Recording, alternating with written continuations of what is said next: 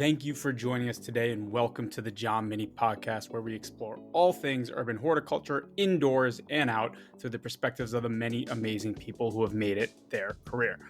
I'm your host, Mark Mini, president of John Mini Distinctive Landscapes, and at John Mini, our team's purpose is to make places beautiful by bringing nature to the places people live, work, and play.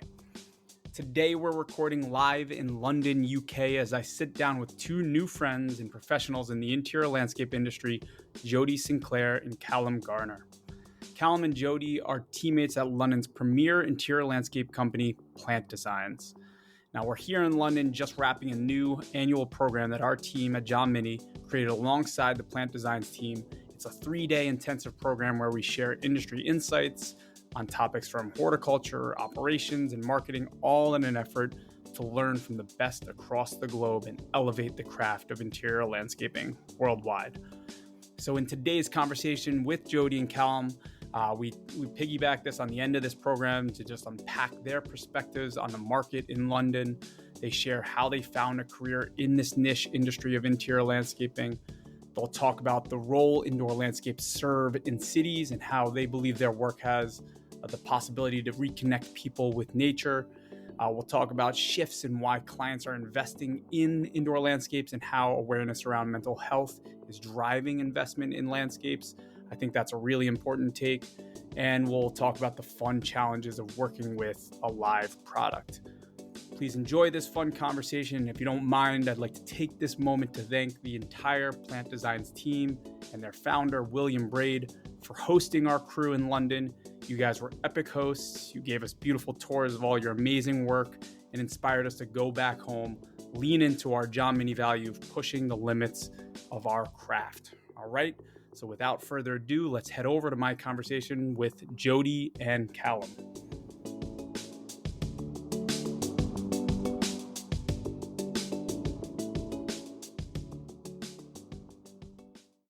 All right. Welcome to the John Mini Podcast. Jody, Callum, honored to have you guys here. Hi. Thanks for having us.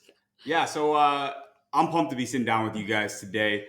We're live here in London, visiting your guys' outfit, Plant Designs. You guys are the premier interior landscaper in London. I know that as a fact because I've been meeting with you and your team. It's a dynamic team for the past few days. It's been an honor sharing some ideas and knowledge and seeing your work. We went out in the field and saw some of your work. I don't know, 5 or 6 different sites yesterday. Yeah, I think it was. And it was beautiful, phenomenal design, great horticultural care. So we're sitting down with the best from London. So I'm excited. So why don't you guys kick it off by just introducing yourselves? I know we've talked before we jumped on to recording that you don't, prior to joining Plant Designs, you weren't in this industry. So I'm just curious, like how you found your way into this industry and now what your role is with Plant Design. Yeah, so I'm Jody. I am Chief Operating Officer at Plant Designs, and I've been here for about 4 years. But yeah, prior to that, I haven't had background experience working within the industry and in planting. I spent about a decade working in event production, mainly doing sales, design, and then project management. And that kind of had a focus on transforming spaces for events, so going into venues and bringing in elements of like set build, lighting, theming, a lot of floral design and decor. And obviously doing that for a long time, you kind of learn a lot of operational tips and tricks. And also it's very focused on design and aesthetic and bringing people into a space that really gives them a wow factor kind of moment. And yeah, did that for about 10 years. And obviously the pandemic happened. So during COVID, there wasn't a lot of event work. And I think myself, like probably a lot of other people in that industry, were a bit displaced trying to find other avenues to go down. So that kind of then brought me into working at Plant Designs.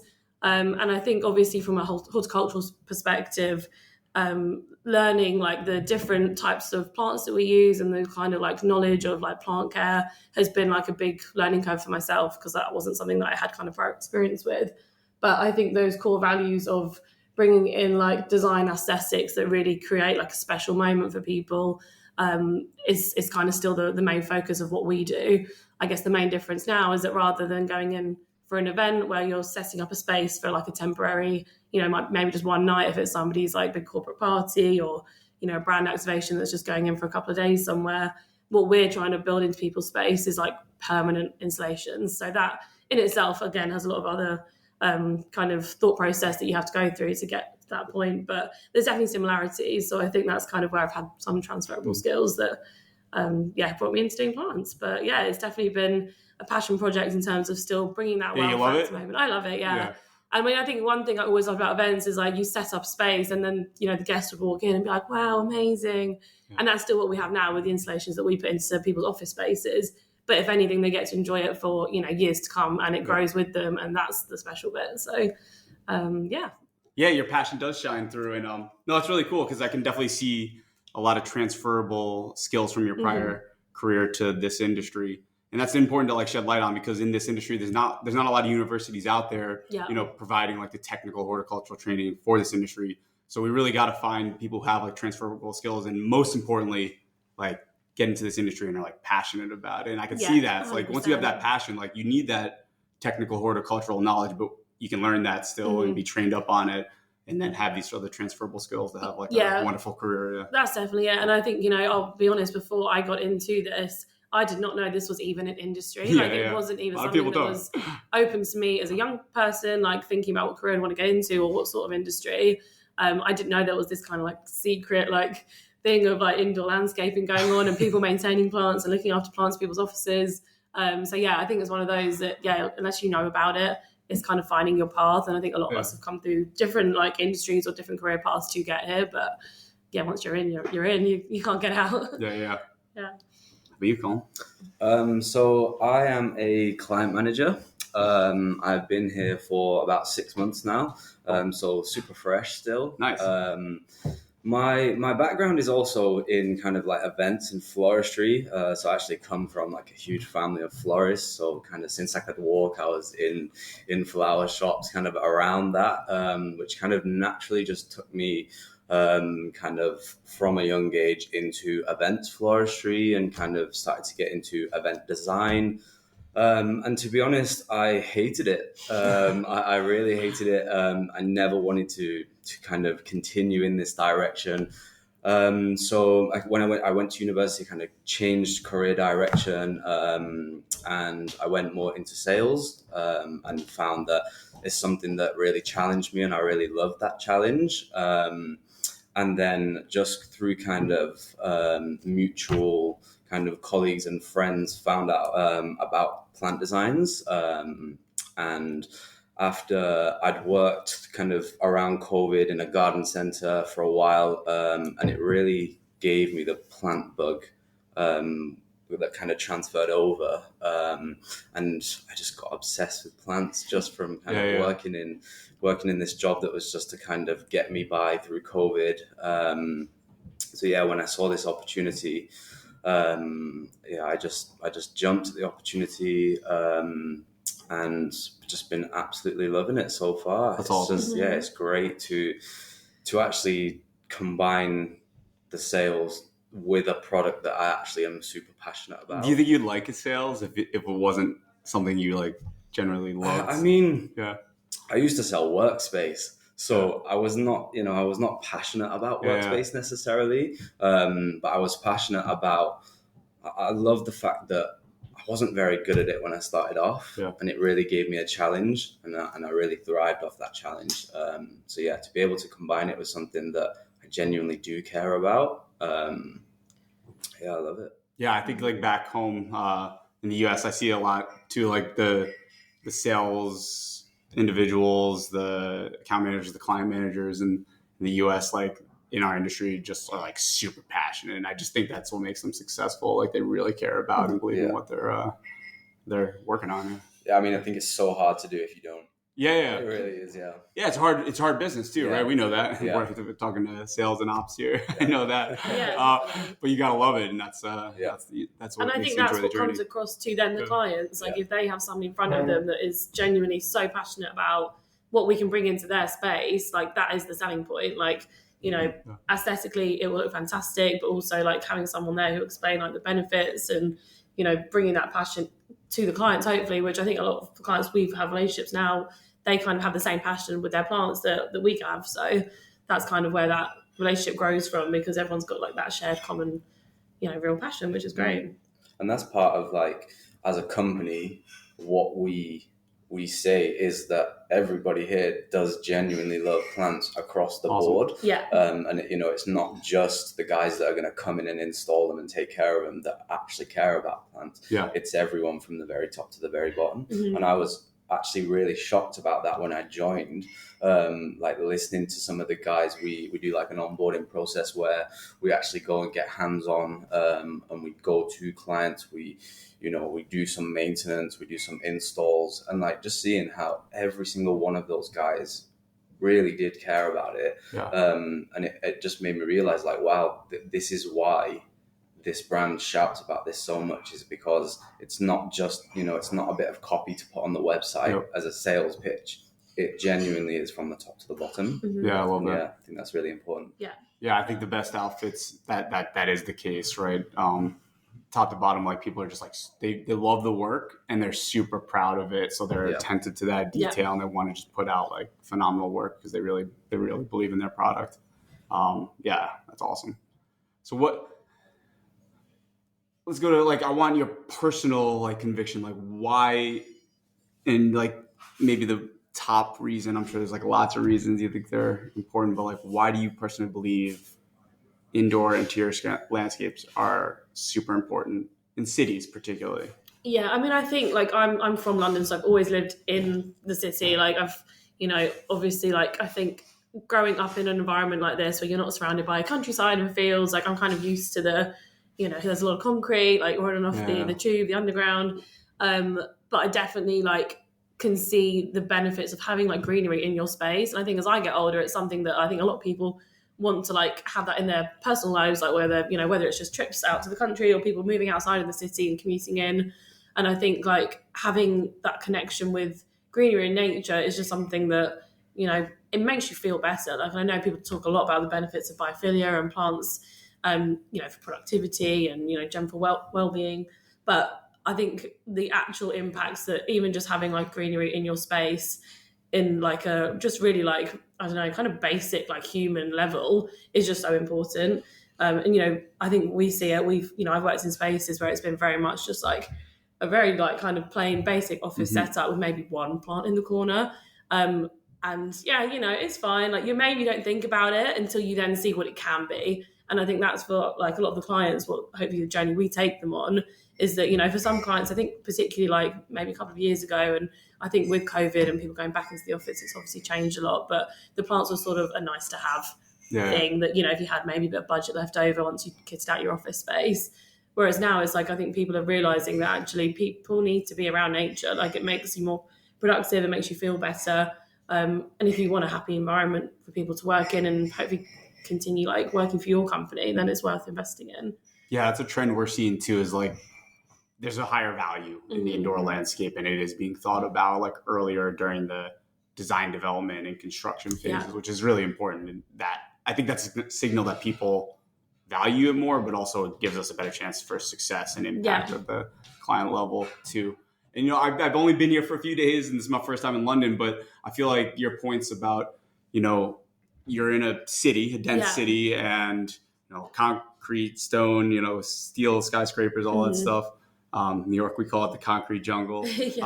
But like I've only been here for a few days, and I've talked to a couple of you guys, and I feel like your stakes are higher in like indoor landscape, like in bringing that element of nature into the city. Compared to New York, I was walking around. There's not a lot of like outdoor, streetscaping on the commercial level. I mean, you guys have some like the most renowned gardens, I think, like Hyde Park and like Kew Gardens, but like just in a lot of small areas. Like when I walk around New York, there's a lot of like front entry scaping, and a lot of rooftops that are visible and terraces. I think because our streets are probably a lot narrower. Well, older and narrower for sure. I think there's definitely a lot less space. Like we do have some fantastic parks, and if you're lucky enough to work close to a park, you can take your lunch. Yeah, but if you're lucky enough, and if not, then that's why you need like an indoor landscape. It's like, well, like I don't have that access, so like I need some connection. And I think even having those like kind of narrow streets, lots of like dense, like as you said, like kind of skyscraper buildings, like all in like these pockets of London, even in terms of like natural lighting, you don't get that sense of openness kind of anywhere in the city.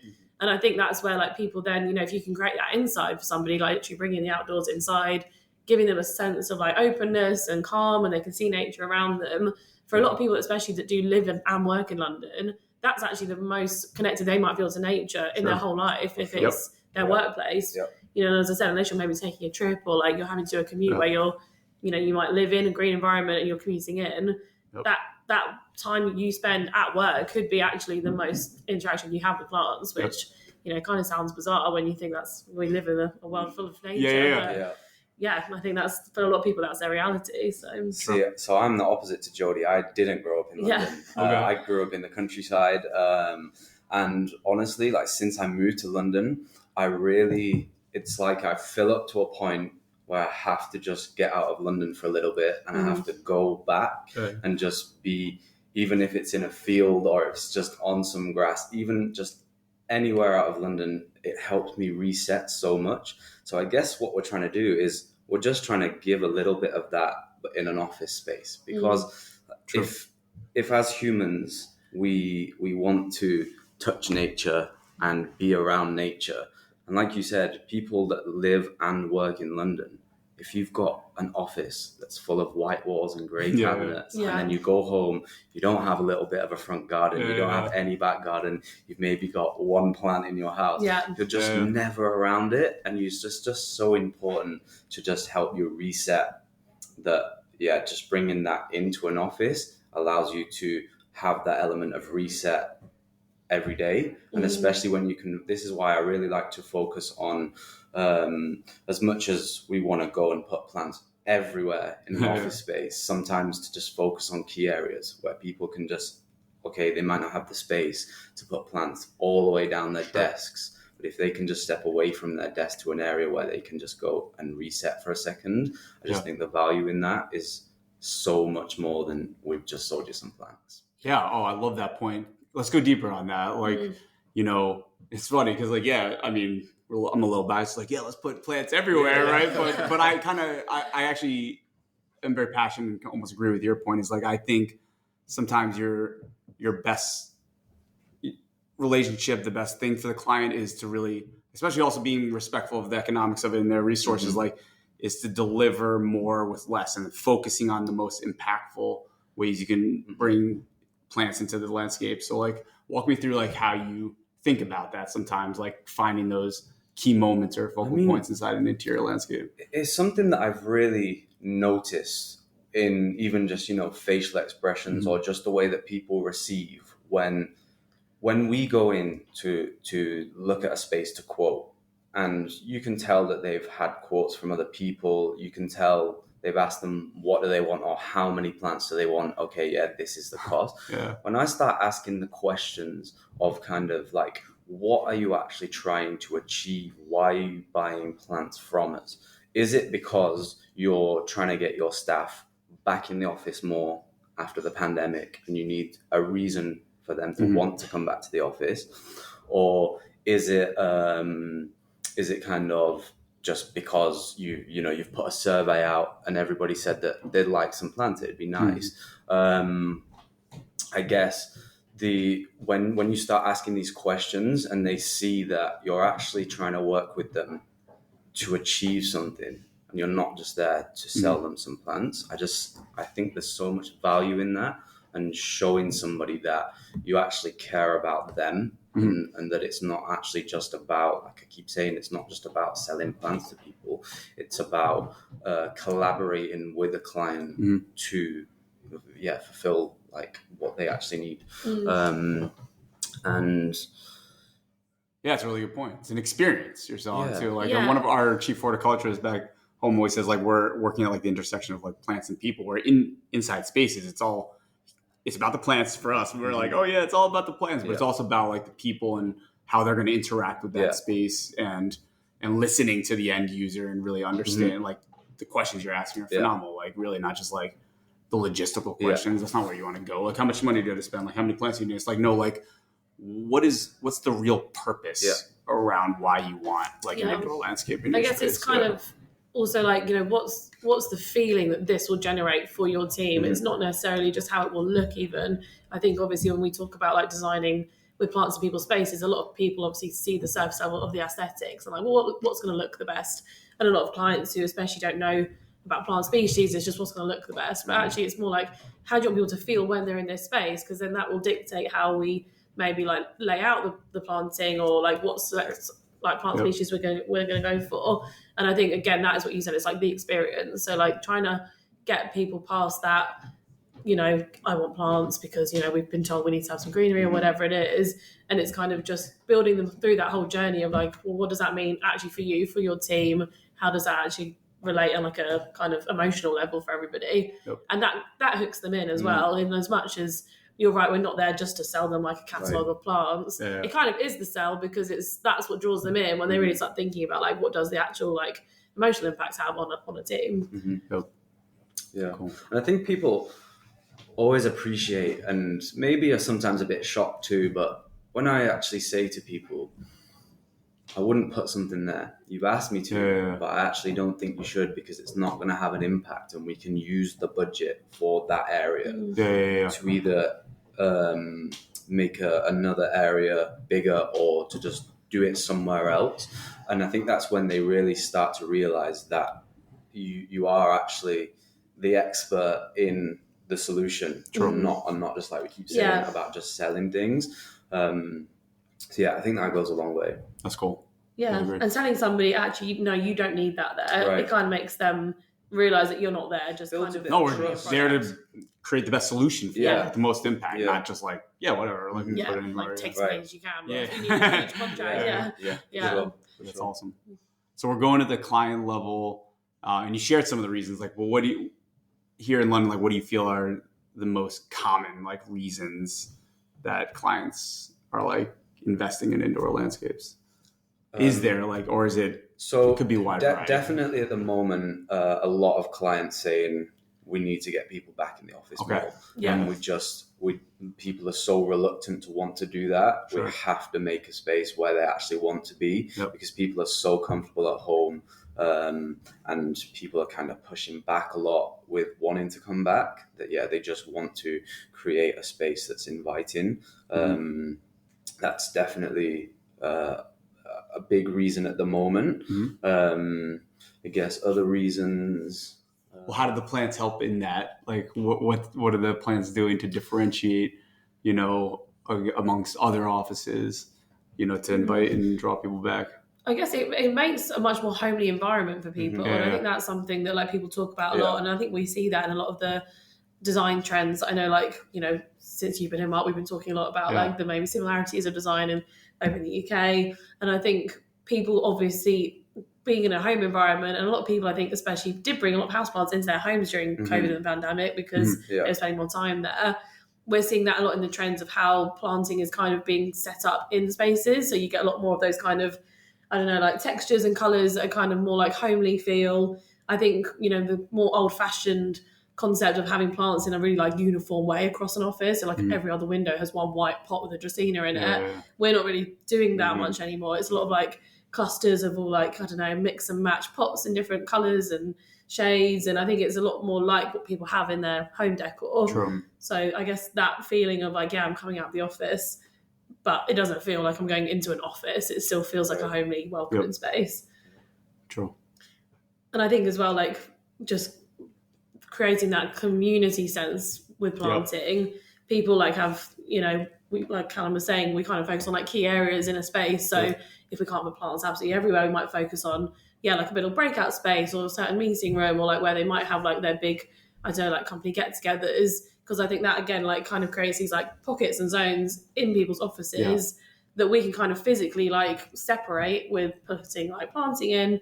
And that kind of, again, like brings people together because they're kind of using their office in maybe a different way to how they used to, which I think people are then feeling like if they're kind of zoned in together, like surrounded by plants, there's a lot more communication, and that's something people lack if they're just sat in their home office in front of a screen all day. So I see that a lot. I think you make like a phenomenal point with like the socialization or community, I think is the word you used. A lot of people got comfortable like working from home all the time, but I think they want, and like they're realizing like that kind of sucks, like I'm going to sit Monday through Friday at home, and like probably I live in a city in a small apartment. I don't know, New York is pretty small. I miss like going into like an office, like socializing with people. And I think, especially seeing some of your accounts yesterday, like a lot of it is like these, built-in planters, joinery areas, like densely planted, and they're definitely inviting moments of like collaboration or socialization, or like, let's break from our work to have like the coffee here and just like talk as a, work friends and all that stuff. Just like a park would do, right? Like if you're working in the city, you're like, all right, like I'm going to step out of the office, and if I'm lucky, I live near Central Park in New York, and like, let's go grab lunch in Central Park. Like, with my work friends. And so like that socialization aspect. One of our lead designers, who works a lot on like the projects where we do have lots of those like built-in beds and joinery, like a large scale planting. She kind of always refers to the plants like hugging, like people in the office. So like it will be kind of like a little surround, like little like, I don't know, coded in little area of plants, and like people there like being kind of surrounded. And I think that interaction, not only with nature but with people at the same time, is something you can't kind of generate that by yourself in your home environment. I mean, having like a Teams call with a houseplant on the desk, that's great, but it's definitely not the same. So I think that's a big part of it. Cool. Are you finding, and we were kind of talking about this a little before, that there may be like a good amount of customers that they know they want some indoor landscape, but like they're not sure like how they want to approach it, right? And like, is that seems to be happening? Yeah, I mean that is often a challenge. I think especially with kind of the bigger clients, they've gone to an office, somebody else's office, and they've walked in, they've got loads of plants, and they've just seen it and gone, that's exactly what I want. I need. Yeah. That's as far as they go. That's as they much don't as they look know. any further than that. They call us, we go, and obviously we're there to advise what's going to work best for them. So I think we've got to really try and find out the reason why they want them. Sure. And we've got to really kind of advise and guide people as to what they want. Often people don't know what they want until they see what they don't want. Mm-hmm. So kind of we always try and encourage people to go and see some of our work as well across some of the spaces in the city that are accessible to the public. Cool. To go and have a look, and then people generally try start to get a bit more of an idea, but sometimes genuinely they've just been told by their boss, we need to get plants in the office. Sure. So it's, it can be a good thing because we can get excited about it because we've got a completely blank canvas. Sure. And we can kind of go in and say, like, this is all of our favorite things that we think are going to have the best results in your space. But in terms of a lot of people don't know how much they want to spend. They don't know how much these things cost. Mm-hmm. So kind of that initial kind of consultation and guidance is super important. I love that tactic. You don't mind me jumping in. Is like, that's a really tricky situation. Like they have a directive, or they just want plants, but you're not really sure what their expectations are of it. Right. And maybe they're not sure, but we kind of need to figure that out, even though nobody knows, or else it's not going to be success. And they're like, why did we buy all this stuff? But I love that tactic of, if you can like show them some of your other projects, go visit them, or either their visuals and good photography, like, so they can start to understand the different functions like an indoor landscape provide, because they're not all the same, right? Then maybe they start to land on like, like we want it for this socialization reason, or like, I love seeing plants there, but we really want to integrate them for this reason, and helping them like click and land on that that's a really good tactic. I like that. Yeah, I think like the one challenge that then we often have though, because obviously, as Callum said, it's kind of, they normally will see an office somewhere else and be like, that's what we want. Mm-hmm. And they're not quite sure like the practical or logistic sides of how that happens, but they see lots of greenery and like, we want that. And I think then the niche job that we have, which is selling them like the feeling, the experience, all of that, but also practically what will work in your space might not be what you've seen somewhere else. Sure. So I think that's also then like the challenge in terms of kind of, managing their expectations, and also just giving them a really practical and realistic and creative solution for their space. So every single, site that we visit is kind of almost a bespoke solution just for that client, because no office is the same. That's really and they might walk into one of our other existing spaces and be like, well, you did it for this company, so why can't we have that? But maybe the light levels, maybe like the access into the building. Sometimes they just don't even have a water point anywhere. Yeah. So there's then the like practical, okay, well, yeah, we can do something like that, but it may not be that exact thing. And we always try and come up with, some sort of kind of practical creative solution. And we have obviously like, live planting is always what we want to give people, but if they can't have that exact thing that they maybe have seen, whether we can offer like a preserved or artificial option, just so they can still get that end goal and it still will look quite similar to what they've maybe pictured in their mind. But I think that's also a big part of like putting together the design from a practical standpoint, which again, as much as clients don't always know about plants and how much things cost, they also don't always understand the practical side of looking after plants and hoping that they last for years to come. Right. And, they might have like a very tiny dark corner and want like a really beautiful, huge tree in there or something. And it's kind of, you're continually educating as you go.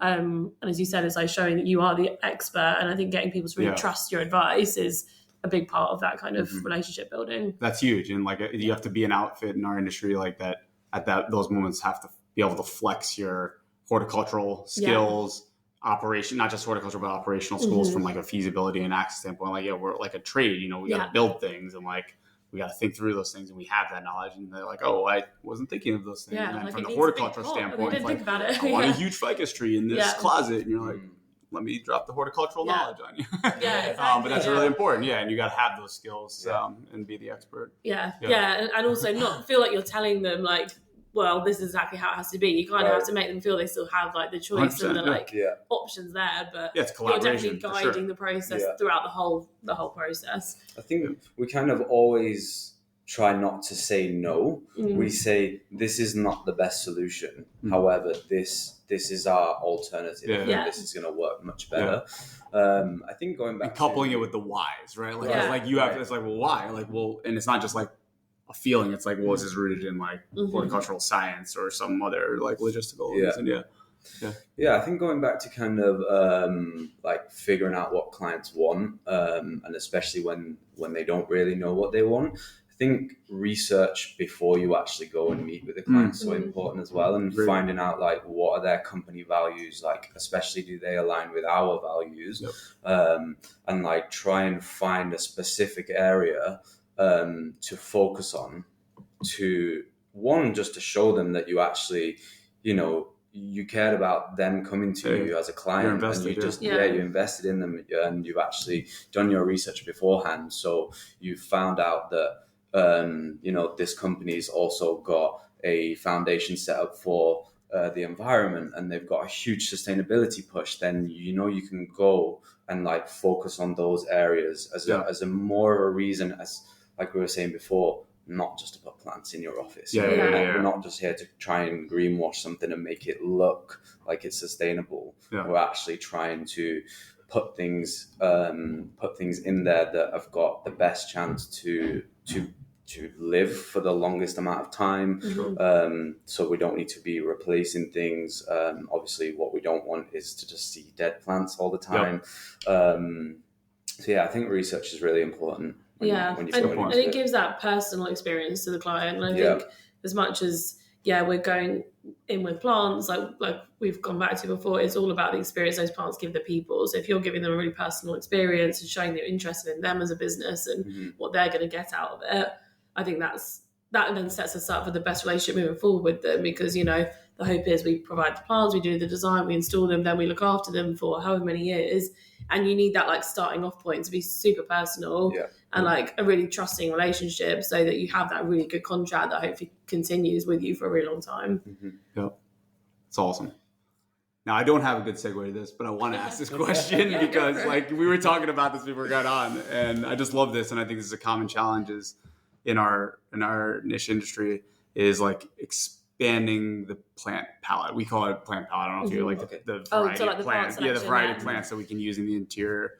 And just in the short time meeting you, I can see there's a little passion like wanting to explore how do we expand that palette of plants we use in the indoor.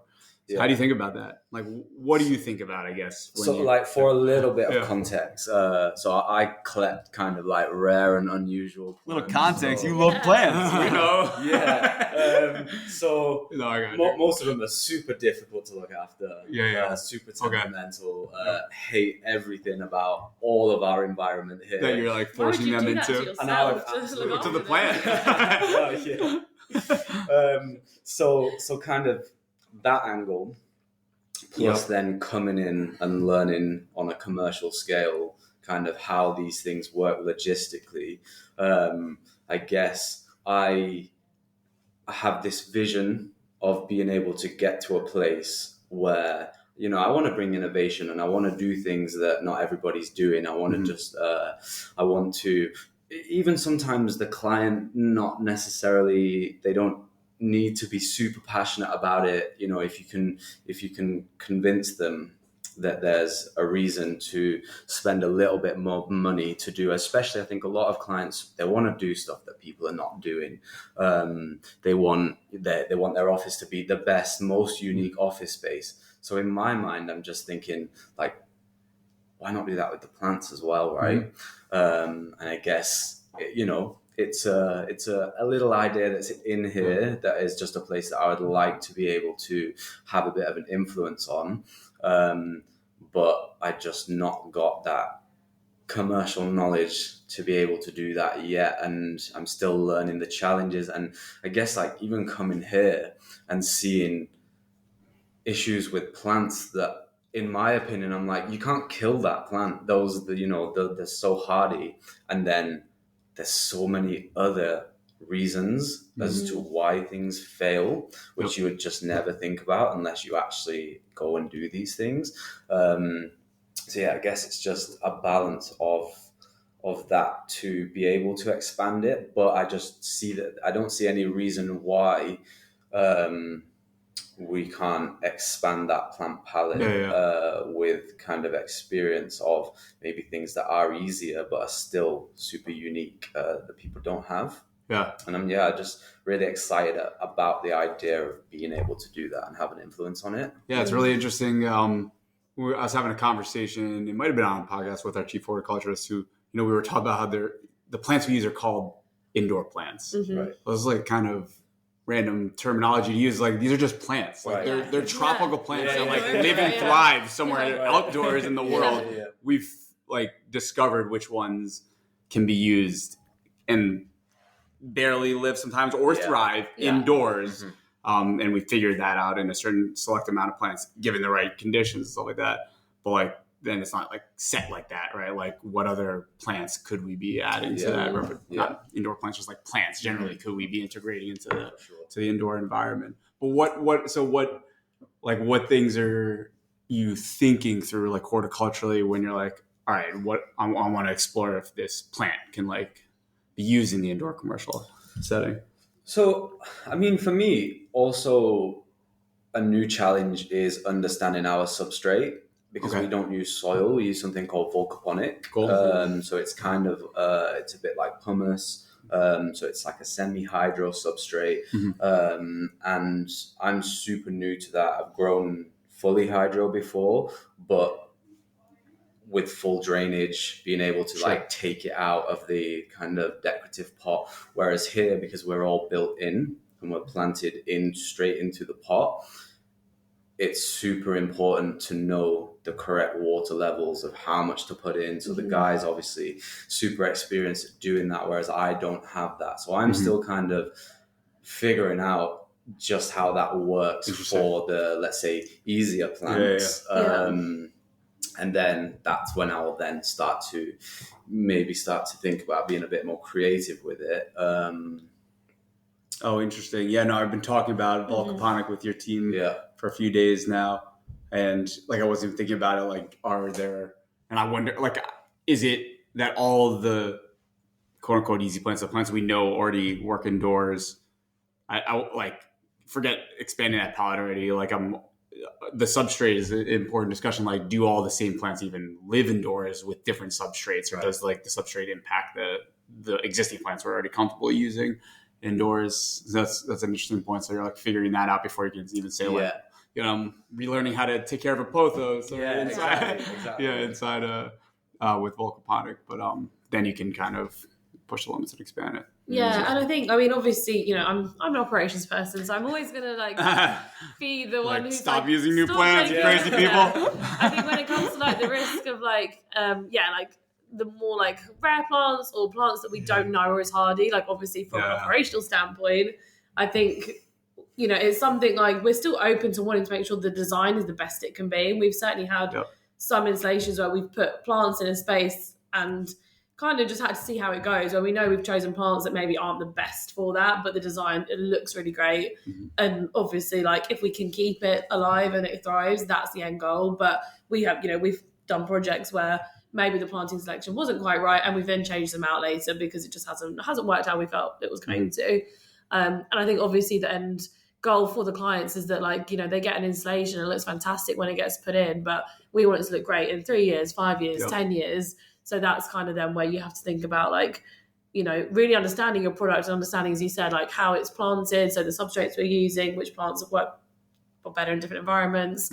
But then also you're working in offices, like it's such a different game to maybe working in like greenhouses or somewhere where you can control the environment, the amount of things that do go wrong that are totally out of control. Even just they've left the windows open in the winter and all the plants have been they've suffered, or the heating's at full blast, and there are so many things that are out of our control anyway. So even with plants that you're like, this is a fail-safe option, it's going into it's got optimum conditions, like we know the plant, we know how we're planting it, you still have things go wrong all the time that are variables. Exactly.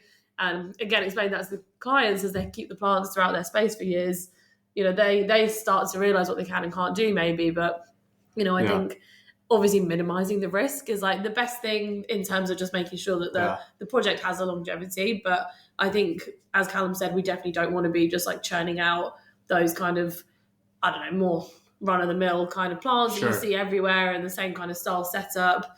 And even where we have now, like we've had a big shift from like just like individual floor standing like container plants to using a lot more built-in joinery and like plant mixes that can go together. And that has been a process in terms of working out, can you plant, I don't know, a load of sansevierias in with a load of aglaonemas? They need different water, but it's a trial process to kind of work out how those mixes might work all in one big cabinet or container bed. I think it's pushing the design always, and as you said, we want to evolve and like be the ones with the innovation to bring them things that they don't see in everybody else's office. But yeah, I've always got my operation hat on. So you gotta have the operations hat on, the horticulture hat, like in the customer experience, right? Like if it's not gonna work, what we've seen a little success with is sometimes you just gotta you can find that client who very transparent that like they're willing to take that risk on, and innovate. It's like, hey, look, we're gonna bring some unique rare plants into this landscape. Like, you want to take that risk with us? Like we want to really differentiate your landscape and have the appetite for that. And that's actually very true. One of the projects that Mark, you saw when you were here with us yesterday, we had a kind of a similar conversation with that client because they wanted something, we wanted to try it out. Something different. It was kind of just a conversation of, okay, like we're going to try this. Like if it doesn't look great after a while, we'll take on the, that was our call. We'll try and change it out. But I think having that like open conversation about maybe this is something we want to try in your space and we need to see how it goes. And also we do a lot of, I suppose, trials. So even within our own like office and showroom here at Plant Designs, we'll try and like kind of do a setup with like new plants or a new mix just to see how it goes before we then roll it out to the clients. So that hopefully we're kind of giving a product that we know this is like a good combination. But yeah, it's kind of, that's I guess also the interesting thing though, that you're always bringing in new mixes of plants, like widening the plant palette as you call it. So it kind of is never ending and varieties change all the time. So it doesn't get boring at all. It's always exciting.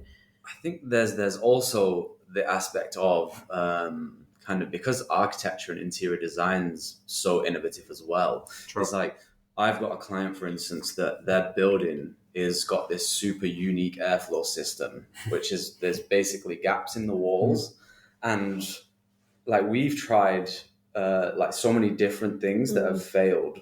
And it's just because this is it's a one of a kind system that nobody's familiar with. So it's just been this kind of trial and error, putting in the things that we think are the the hardiest things. Like we've had so many dracaenas that have had to be replaced.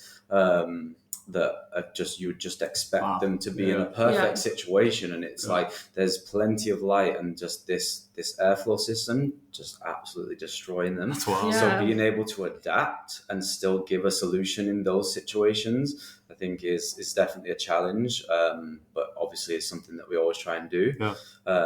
And so far so good. That's so interesting. I mean, like, because the elements of the indoor space have generally been the same, which is why, like, and then we have to measure what that indoor space looks like and what those elements are, like light and access to water and stuff like that, humidity levels, all that jazz. And that's why we guarantee or warranty our plants, right? Because like we're going into indoor setting, we're saying like we can control this environment. But now like the urban development is, or the development of buildings is changing, and like now the indoor environment has these new variables that are impacting, you know, longevity of plants. That's really interesting. Yeah. So it's never that straightforward. Never a dull moment. Yeah, but that's, I guess, working with a live product, I think that's something that is really unique to people that work with plants. Like, you know, you could design something, you can sell something, furniture, or, you know, some sort of other interior, but like we're working with something that is alive, and I think that creates its own host of like challenges, and that's why communication is so important at every stage of putting together like a concept and then an installation and a maintenance plan for somebody, because it's always changing. It doesn't stand still. So Awesome. I think it's so important as well to actually make sure that you've spent enough time with that client actually understanding their knowledge of it, and if their knowledge, if they don't have any knowledge, to actually, you need to let these people know that these are live plants, because so many of these project managers, they've dealt with the furniture, you know, they've dealt with so many things that are so static, and then we come in and they expect it to be the same thing,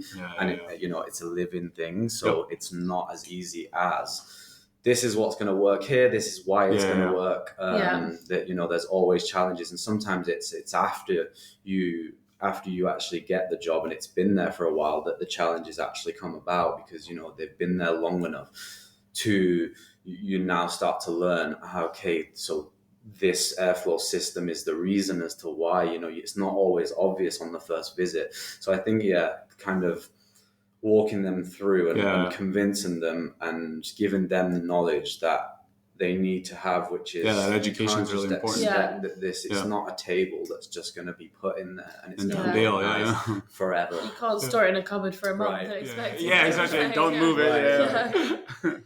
That's a really good point.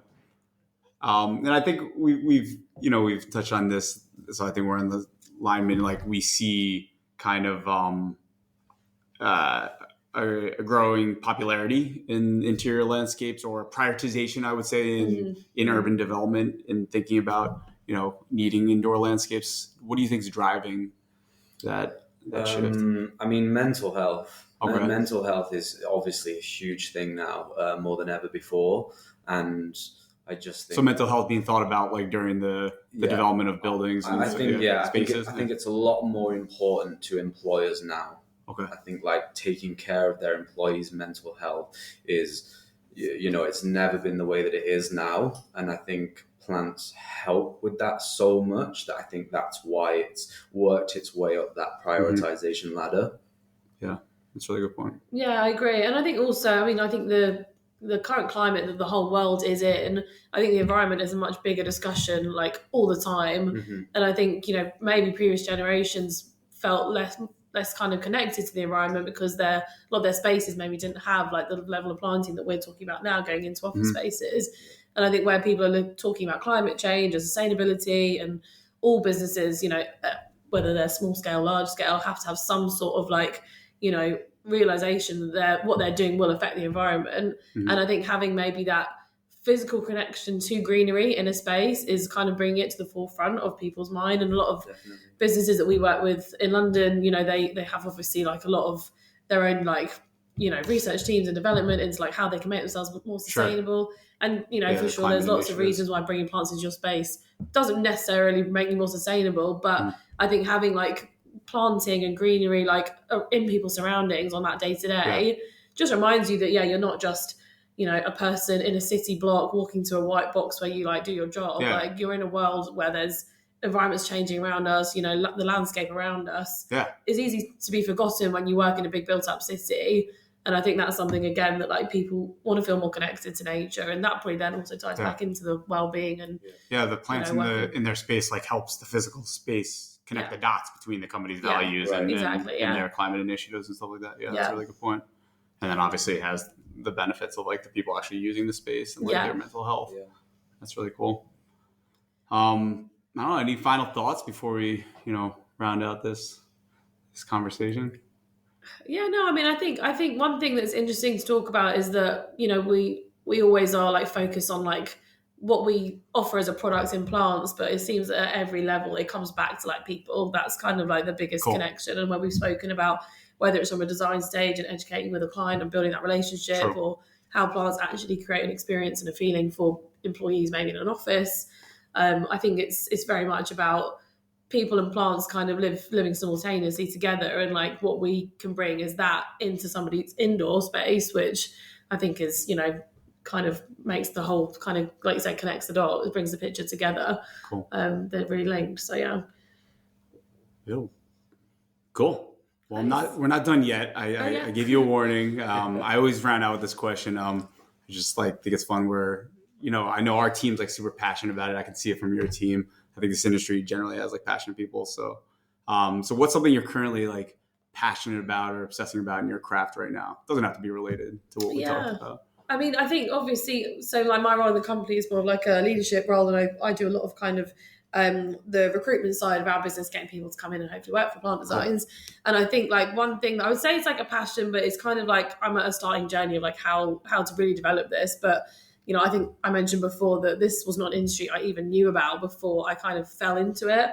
And I only really fell into it because like I was doing events and I actually started doing Christmas decor, so it wasn't even with plants.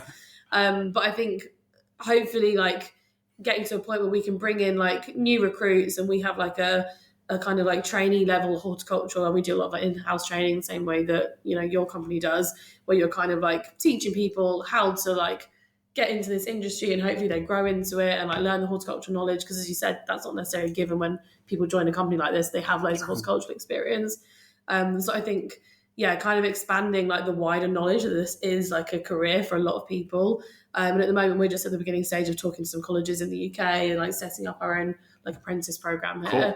But I think for this kind of trajectory of like how like fast like business is growing across the world for people putting plants into their spaces, it's only going to get bigger, and more people kind of need to know about it to realize that this is like a huge thing. And I think it's still such a niche maybe industry. So I think it's hopefully like a beginning passion that is something that we can try and like draw more people into, and across the UK, Europe, America, everywhere. So love that. It's interesting. I didn't expect you to say that. Oh, really? And I promise this was not planned. Was it the same?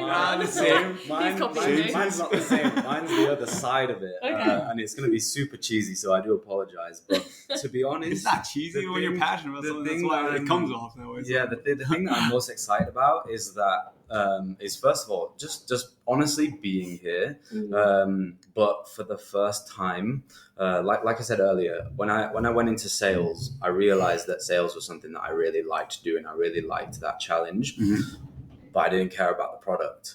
So to be able to do the sales part of it for a product that I love is like, I've genuinely had moments where I've gone home and just not been able to stop smiling, because I've finally found, like, I really believe that now I don't think that I will go out of this industry for a long time. Like, I really see a path for myself. So I guess it's very, selfish answer, but it's really just myself and my career. Awesome. It's just, now that I found this industry, because like you said, I didn't really know about this industry. I'll be honest, 6 months ago, I didn't know what the word biophilia meant.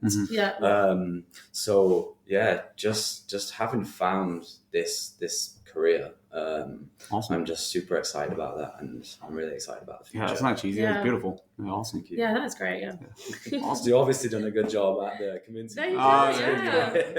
And I think it's doing things like this with you, Mark, like being able to connect with people like across the world that do the same job, and I think that in itself is just like, it's really magical. And I think having we have similar challenges, we'll have similar successes, but like being able to share ideas And I think that only comes as this industry as a whole that grows.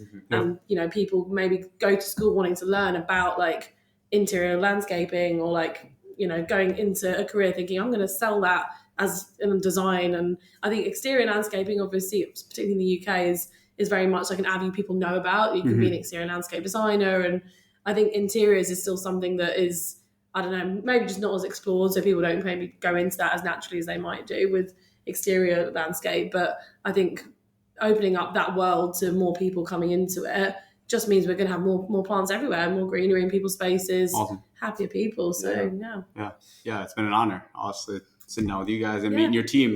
We've been sharing some knowledge and collaborating, but you guys are awesome. It's been not insightful, but also fun because you guys are just like a dynamic team, and I've enjoyed meeting every one of you guys. So thank you. Yeah, it's great to have you. Yeah, thank you, Jody, Colin. Yeah, thank you for your time. Thank you. Well, thank you. Pleasure.